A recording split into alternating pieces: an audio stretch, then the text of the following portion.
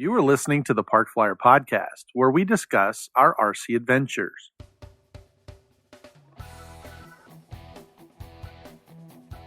Welcome to the Park Flyer Podcast, where we discuss the ups and downs of the new RC Flyer.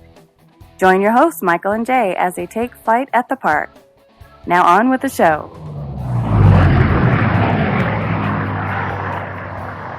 Hey, everybody. Welcome to the Park Flyer Podcast. I'm Michael from Arizona. With me always, my good friends. Jay from the hills of Texas. And AK Mike in the hills of Texas. That's right. Welcome In back. the hills of Texas. I think AK Mike is actually down at Jay's this weekend, so that's pretty exciting. Yeah. They were able to get together. Yeah. So welcome back. We missed you the last couple episodes. We understand you were doing some community theater, being a thespian. And, I was. Yeah. We saw a Facebook post or two. It looked like you have fun. So Yeah, I did. It was a good we're show. excited. Good. Yeah, we had a real good Glad time. to hear it. So excellent. And then you guys are playing down there as well. You just kind of showed up, and I guess you had a what are you doing in Texas? Well, I live here in Texas, but I'm doing in Austin or in Jay's area is because that's right. My daughter's here from Alaska. She's come down to visit. They're doing some stuff. She's got some stuff to work on, and so I decided to come see her while she's down here. Nice. Well, then you killed two birds with one stone. Then That's right. Well, I haven't killed that's Jay excellent. yet, but Well, that'll happen we're later. happy that okay. Well, that's three birds with one stone, but that's no problem. There you go. Well, welcome back to the Park Flyer Podcast for all of you listeners. If you haven't already, jump on our YouTube page, like and subscribe. Give us a thumbs up. That helps us out. And also check us out on all of your favorite podcasts, Spotify, Apple. I think last week we mentioned that we were on Amazon Podcast now and Podbean or some of the other ones, I think.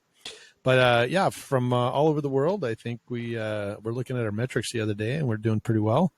We're getting a bigger and bigger audience, nation or worldwide actually, and would like to reach out. I think Canada is our second largest listeners, and then Japan right after that. So if you're from either one of those areas, thank you very much. Yeah, thanks for listening to us, and reach out, shoot us an email, and tell us what you think at parkflyerpodcast@gmail.com.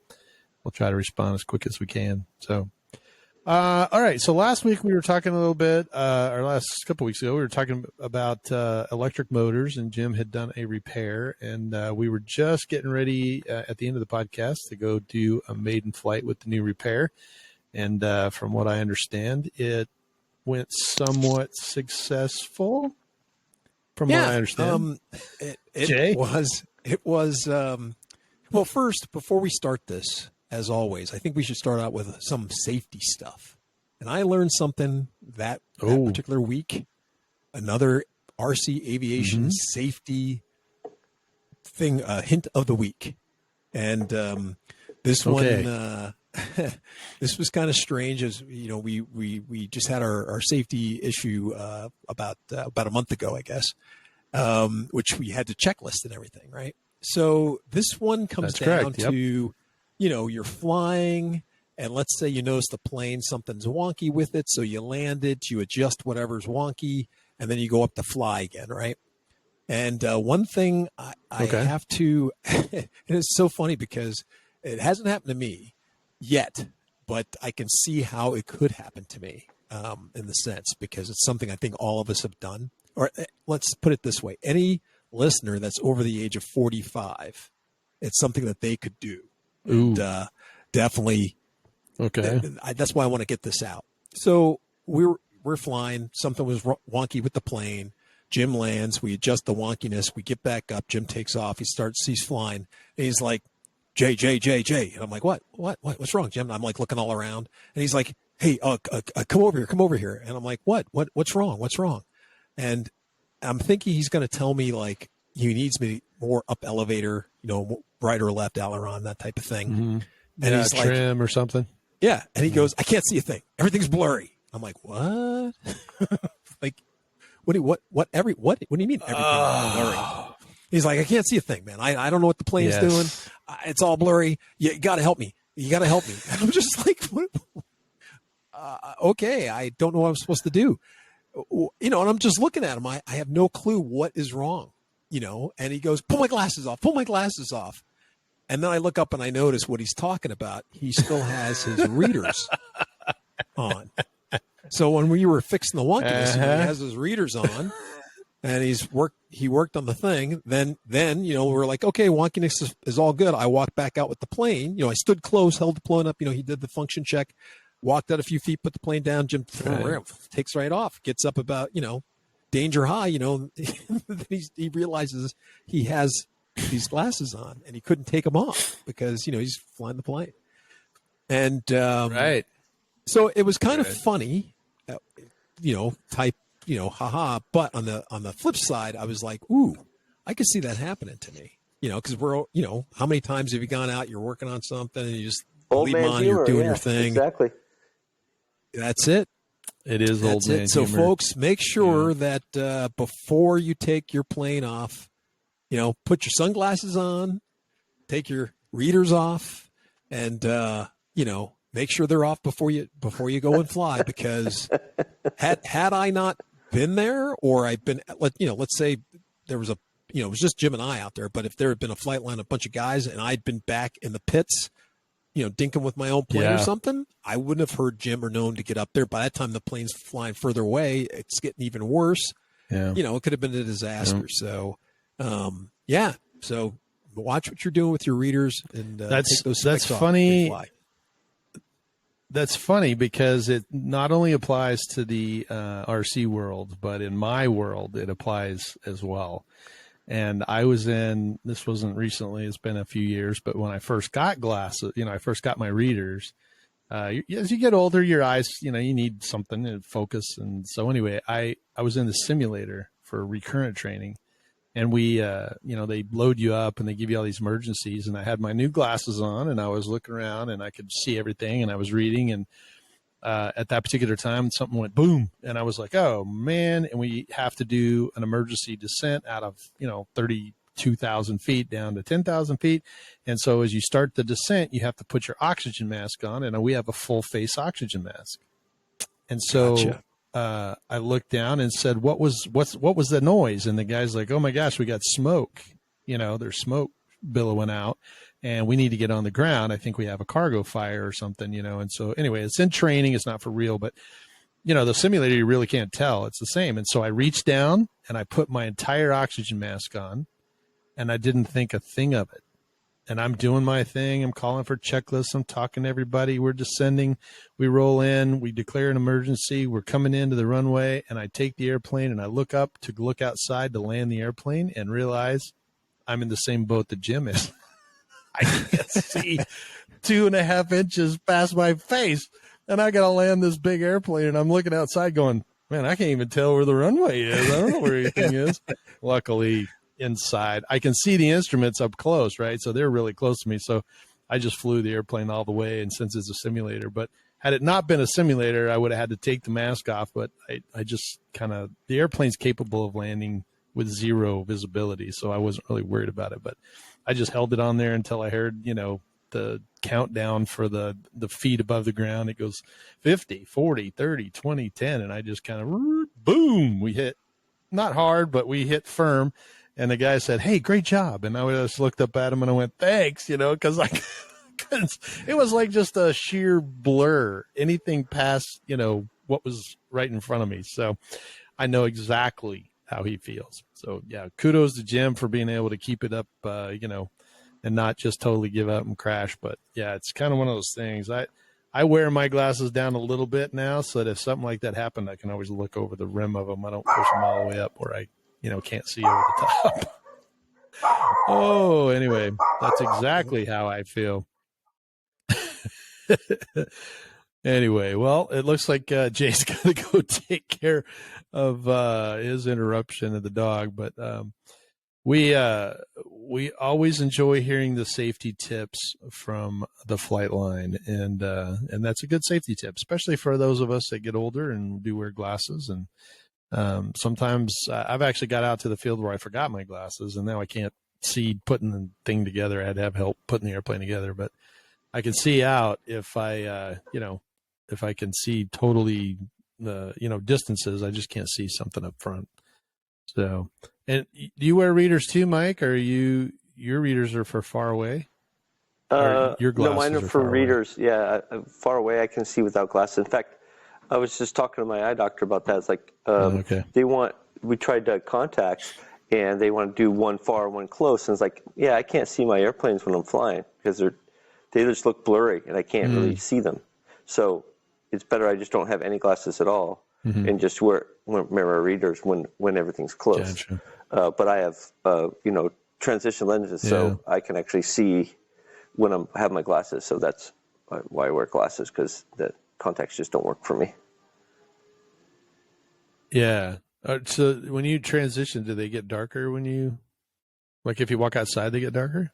Yeah, exactly. Or okay. But transition, it has to do with the way that the glasses. I'm sorry. There's transition, then there's what's the other thing? Where I have trifocals basically. So. Oh, trifocals. Yeah. Yeah. So, but there's no lines, so that you can see far. Right. Oh, exactly. I gotcha. Right. They're blended, so it doesn't. It's not like. Exactly. Okay. Exactly. Well, that's cool.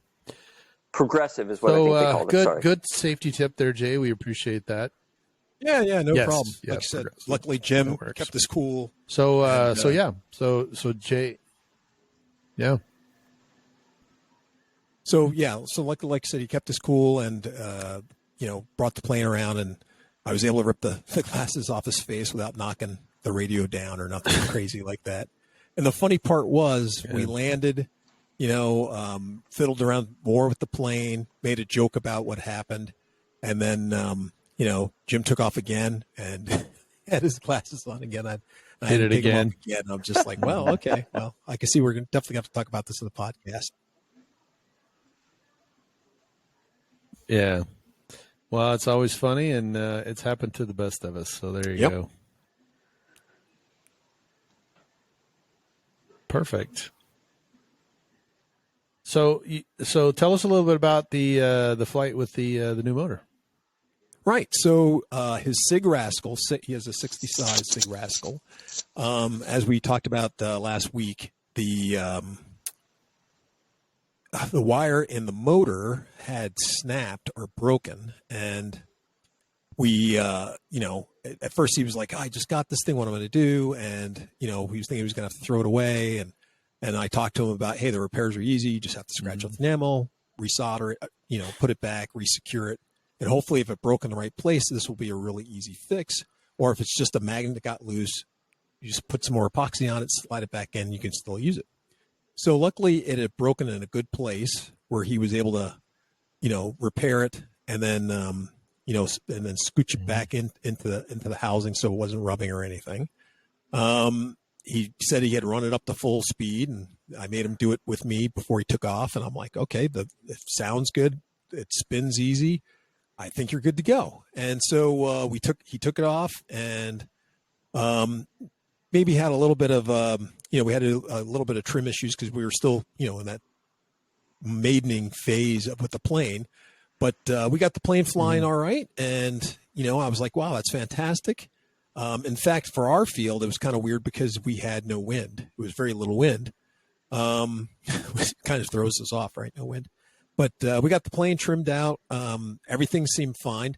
And then I said, there was a question I meant to talk about when last time we were on, was when you do make those repairs, one of the things you might want to do is make sure that you epoxy that wire down within the motor, or you make sure you fasten it as best that you can, either with the wires in that sleeve that it's with, and in that group of wires, just to put some epoxy down on it.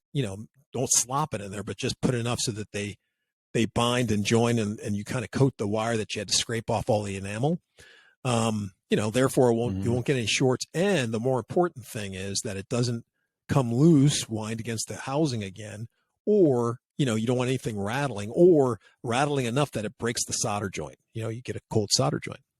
And I said, well, what did you do, Jim? And he's like, I didn't do anything. I just stuffed it back in there. I was like, oh, I'm not going to say that's a problem, but it could be a problem. So just be aware that that thing could break loose and we could have a problem.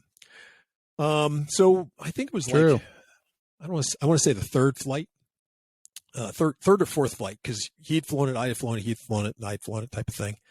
And so Jim was up, at bat, and he's flying along, and I'm sitting in a chair relaxing, or fiddling with one of my planes. And all of a sudden, he's coming around, he's coming downwind to base. And all of a sudden I hear, it makes that high pitched squeal, like you're out of sync, right? Just makes, real loud. It makes that sound. And I'm like, oh no, I think that wire busted, right? Because now you only have two phases. I think that wire's busted. Right. You better land. Right. And, so I kind of got Jim excited. So he throttled back. He throttled back the thing. He did an emergency landing. Unfortunately, it was a little high. So, but he got it all down in one piece, landed the plane. Like I said, it might've got a little bit of, damage to the landing gear, nothing major. So we checked it all out again. We ran the motor up, we checked it, and we couldn't make it repeat. We're spinning it. We couldn't feel anything loose. So I'm like, oh, maybe it got out of sync. I don't know. We ran it up several times. We couldn't make it repeat. And I was like, well, hey, Jim, I'm real sorry about the hard landing, because, he goes, well, I didn't want to put the motor on. And I'm like, well, that's a good choice, because you didn't want to screw up anymore or cause a fire or do something crazy. But, the plane looked okay. So I was my turn up to take the plane up. So I took it up and was doing a little touch and goes and stuff, and, was bringing it in for its final landing. That I've been having lots of bad luck with his planes. When I'm flying his planes lately, I seem to I just have this thing about tearing his gear off. Yeah. And I landed maybe a little hot, but once again, nothing that I thought would do any damage. But I think, with a couple of landings that we had that day, it was one of those things that was kind of cumulative, and I landed. Yeah. I went to kind of turn the plane on the field. It kind of skipped, put that side loading on the gear, and that's all she wrote. And then I ripped that gear clean off, and I was like, no way. And so we were like, oh, fantastic. So not fantastic. I ripped the gear off, but got it down. I looked at it. I'm like, oh, well, it looks like it's a pretty clean break. And he's like, yeah, don't worry about it. It's not that bad. I can repair this. And I'm like, oh man, I didn't mean to break your Rascal. He's like, oh, this gear's torn off before. Don't worry about it. I was like, oh, good. Well, no, not good. I don't feel good about ripping guys' gear off. But anyway, I wasn't the first one. I wasn't the first one. But the good part about this whole thing, although, the plane got a little bit of damage here and there, but the motor worked flawlessly. I don't know what caused that out of sync noise, or, the motor was strong the whole time after that, and it didn't repeat. So I don't know what happened, but it just made one of those funky heat related sounds. Maybe. No, it's cool. It's nice and cool. It was only in the 60s down here, 65. It wasn't that hot at all, or it was a nice cool day. So it wasn't like the plane was overheating. The battery wasn't puffy or warm or nothing. In fact, that motor combo with I think he's flying a 6-cell on that thing now. It just sips the juice. We're flying for 8 minutes, and it still had 90% of the battery left. We weren't doing crazy flying with it. We were just kind of flying in the box, and we weren't doing acrobatics with it. We were just feeling the plane out. So, but if you're just going to go up there and putt, man, that plane is fantastic. Just to let you fly and cruise for a long time. I think you can get 12 minutes or so out of that plane. So it was cool. Very cool. That's not the airplane that he put the motor in ESC that's not supposed to be a 6L, and you can only go half throttle on it, right? No. That was originally when we okay. So he had gotten some 5 cells for something else, or maybe it was the 6 cells. Mm-hmm. And the plane was set up for 4 cells, but the escape at the ESC could go up to it was rated for 6 cells. So good save. He goes, hey, what I want to try 6 cells in here, because I have this new battery for the A10 or the Franken-10, and A10 before it became the Franken-10. And he's like, hey, let's try this battery out, and I go, well, you will get more power. It should work better, but you have to be real careful because, you can burn this thing out in a heartbeat. And so we flew it, and it basically flew like a, bat out of hell at quarter throttle, Wow. And so it was really, beating the sheet, so to speak, for flying. So barely had to go to half throttle. I mean, it was just screaming.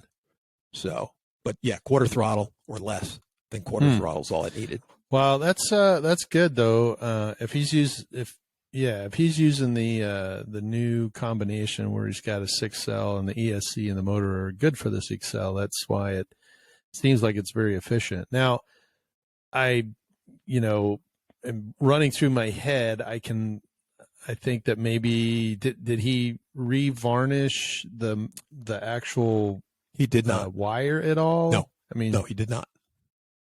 He just stuck it back in there. So maybe that touched something, or he got a misfire in there. Maybe could a magnet could have touched it, or don't know. Could have ground out. Maybe, I don't know. I don't know. That's the crappy part, when you're up there flying, you don't have any way to log any of that stuff. So I mean, you could see your voltage drop maybe if you had telemetry or something, but once that happens, you're just kind of like, oh crap, come down here and check everything. And if it never happens again, you really don't know what it was. I think that was the spider challenge. And that's the sad part with spider challenge. Was. Yeah, hey Billy, why don't you put your hands across those two things, see what happens? It'll probably be fine. Yeah, that's true. Grab that big wire. Yeah, grab one wire and the other wire. See if it comes out. It won't hurt. Just grab them both same time. Ready, go. Yeah, that's funny. Let's play ER. Yeah. See if your pacemaker's working. That's how I charge it now. Clear. Exactly. Funny. Well, so did you fly anything else? I mean, it sounds like the motor worked after he did all that. It worked flawlessly. Except for that one hiccup, it was working flawlessly the whole time we were out there. It was one of those days where Jim brought out a small repertoire of aircraft, but so we flew the A10, the Franken-10 again, and we ripped the gear off of that again. Yours truly. That's par for the course, though. I think that's the way you land it, is just rip the gear clean off. At least it comes to a stop. It doesn't roll as far with the gear removed. So what I suggested to Jim for repairs for this plane. So everybody's complaining about this aircraft and its gear. Okay. So I said, instead of buying more of the gear, isn't that a sign of insanity when you keep repeating the same thing and expecting different results? So I was like, instead of buying more of that gear, and if that pin, he bought a whole bunch of the pins in case they break. And I'm like, if those pins are only 3 millimeters, and I was thinking like in the Motion RC gear, I was like, I think they're 4 or 5 millimeter, for the pins for those. I go, 4.5, I believe. Screw that gear. Let's go get the Motion RC gear off of like my L39. I said, I'm pretty sure we can make them fit in this plane. And then I know, because I haven't ripped the gear out of my plane.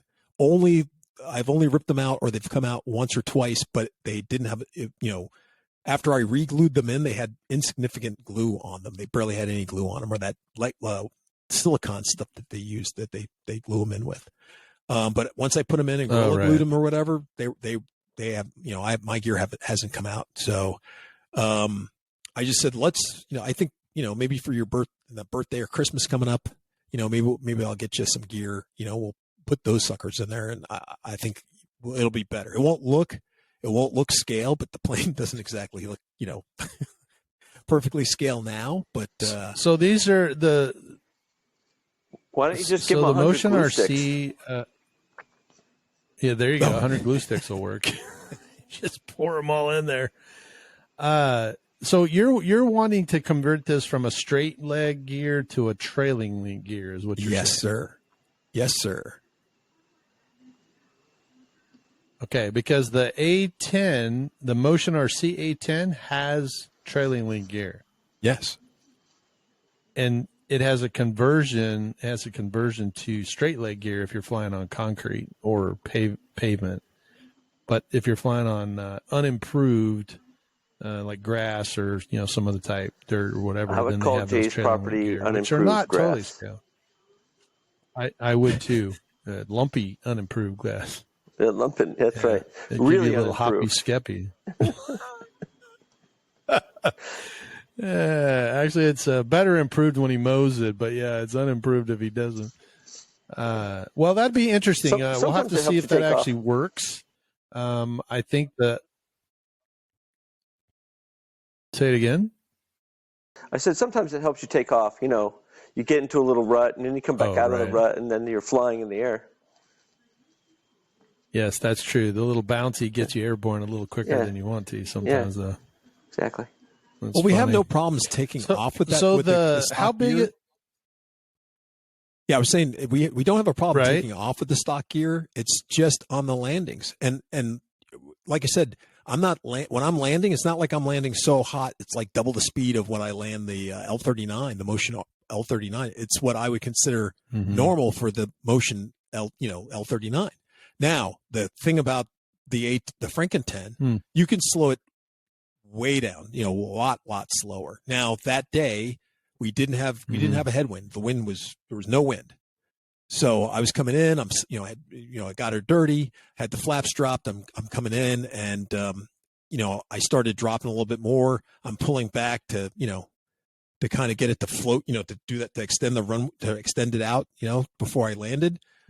But it didn't land any harder than I land the L39. And like I said, it hit, the gear rips off and then, puts the side loading on and then the front gear, pulls out. That's just because there's not enough meat in the nose anymore. There definitely needs to be more meat up in the nose, but that rips out. So I just think we need a different type of gear. Either those, like I said, those little pins in there, I think are only 3 millimeters.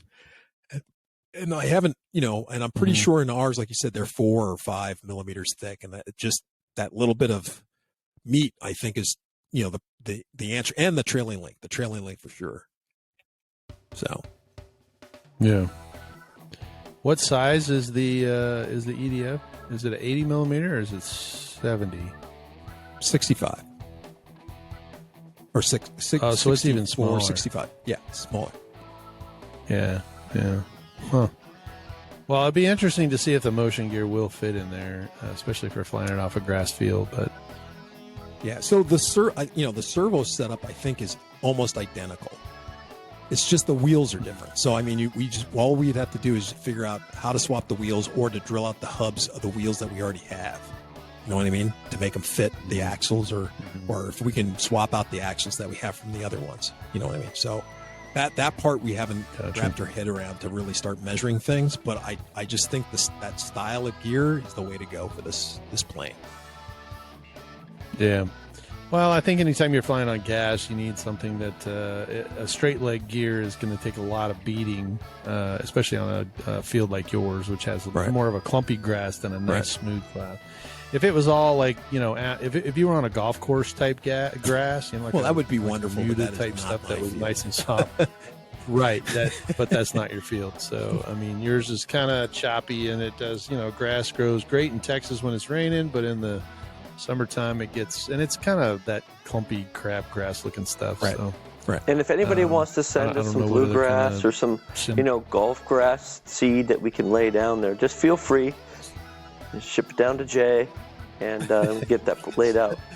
Then it will get, shoot us an email at parkflyerpodcast@gmail.com and I'll give you Jay's address to send him some grass. Yeah, exactly. We'll let you know where to send the growing type for his field. And then plan on visiting Jay so you can help him put it down.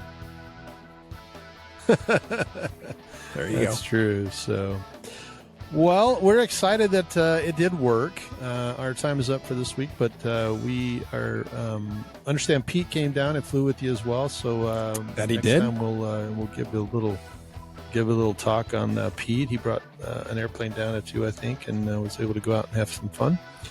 So we're looking forward to that report. And other than that, I'm Michael from Arizona. I'm Jay from the hills of Texas. And I'm AK Mike in Texas, in the hills of Texas. The hills of Texas. We'll see you in 2 weeks.